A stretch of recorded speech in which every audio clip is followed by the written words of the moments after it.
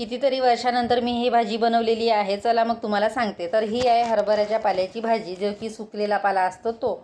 तर भाजी छान अशी सुकलेली होती. त्यामध्ये 2 चम्मच मी बेसन टाकलेलं आहे आणि व्यवस्थित भाजीला मिक्स करून घेतलं.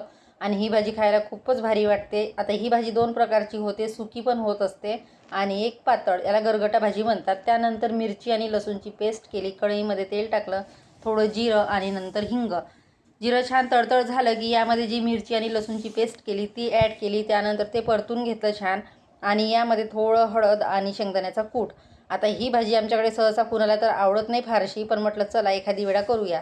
आता खूप कमी ही भाजी मिळत असते. यावर्षी माझ्या आईने आणून दिलेली होती, म्हटलं चला उपयोगी लावायची.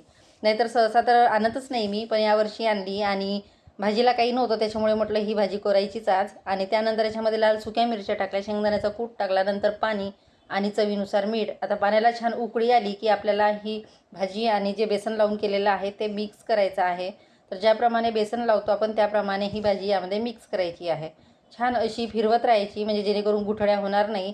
आणि 5 ते 10 मिनटं अगदी मंद आचेवर आपल्याला ही भाजी शिजू द्यायची आहे. आता ही भाजी भाकरीसोबत खूप छान होते, पण आता भाकरी नव्हत्या त्याच्यामुळे चपात्याच करणार आहे. चपात्या, भात आणि ही गरगटा भाजी.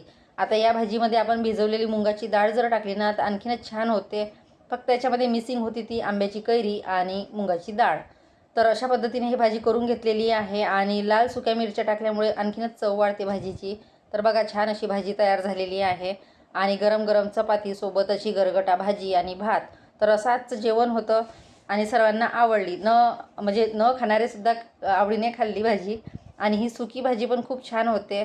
तर बघा मस्त अशी भाजी आपली तयार आहे. आणि कधी काही भाजीला नसेल ना तर अशी भाजी एकदा नक्की करून बघा, खूपच छान होते. आणि हा पाला हिवाळ्यामध्ये मिळतो, जो की आपण सुकवून ठेवतो आणि कधी तो करू शकतो. चला मग इथेच एंड करते. Bye bye.